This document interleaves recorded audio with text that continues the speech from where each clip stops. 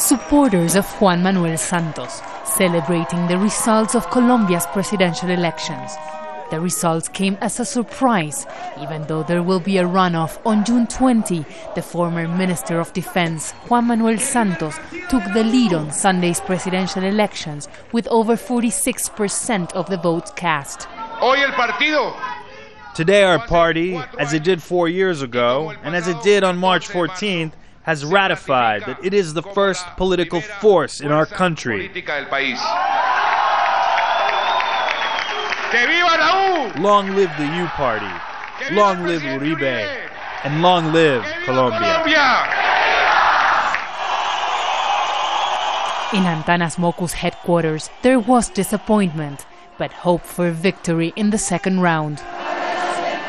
Polls before the elections had indicated that this former university professor would get 30% of the votes, but they were wrong. On June 20, people will have to choose between two different proposals.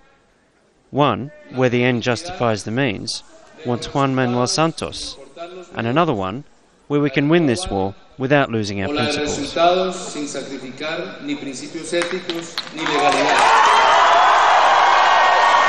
Colombians headed to the polls in large numbers on Sunday, in what was an enormous security operation.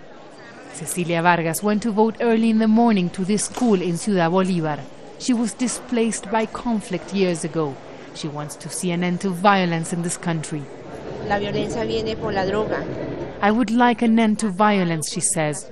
Drugs have corrupted our society. They're hurting our poor in rural areas. We need a president that is human and strong. The results showed that a large part of the Colombian population continues to back up President Álvaro Uribe's democratic security policy, that through an increase of military strength has largely diminished the power of left-wing guerrillas in this country.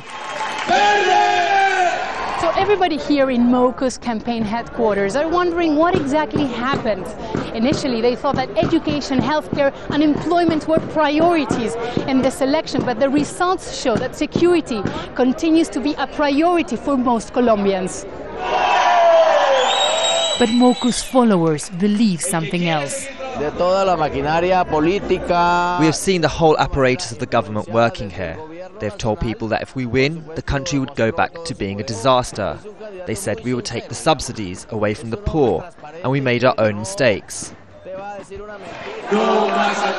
Whatever the reasons, Antanas Mockus and Juan Manuel Santos will head straight back to campaigning and face off in June.